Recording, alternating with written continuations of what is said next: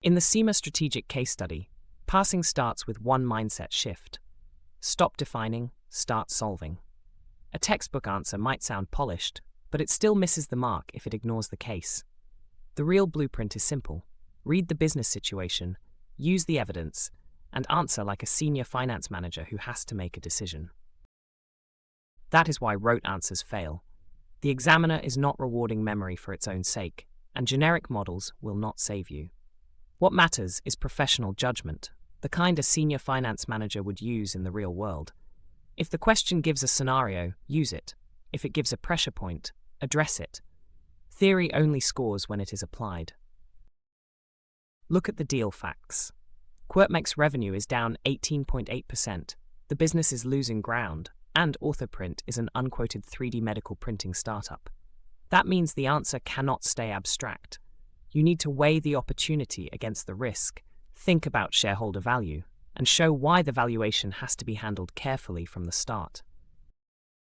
Here is the difference between weak and strong.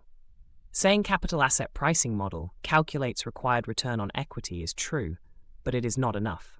A stronger answer uses QuirtMech's beta 2.3 and the cost of equity 17.8% to justify a highly conservative discount rate when valuing Orthoprint. That is not theory for theory's sake. That is strategic application. If your answer sounds like a dictionary, it will create zero business value. The marker already knows the capital asset pricing model formula. What they want is judgment. How does it help QuirtMech? What does the 17.8% mean? And why does beta 2.3 matter? Anchor the theory to the case, and you start writing at senior level. QuirtMech's beta of 2.3 is a warning sign, not just a number. CAPM gives a 17.8% cost of equity, so the discount rate on Orthoprint should be deliberately conservative. That's the exam move. Use the pre-seen fact, do the math, then explain what it means for the CFO's M&A negotiation and a board-level recommendation. Senior finance managers don't repeat theory. They turn data into judgment every time. Here's the chain the question is testing. High systematic risk pushes QuirtMech's cost of equity up to 17.8%, which lifts WACC to 13.2%, alongside $1,350 of debt. That heavier discounting cuts Orthoprint's DCF value and supports a lower purchase price. The math is really a defensive wall, protecting risk-averse shareholders from paying too much in a risky deal. That is the bootstrapping trap. You cannot value Orthoprint by blindly applying QuirtMech's PE multiple to its earnings, because the context is different. Orthoprint is an unquoted startup, so its shares suffer from illiquidity and need a 20 to 30% liquidity discount. The better answer adapts the method to the risk, not the other way around, and that sounds like a senior analyst.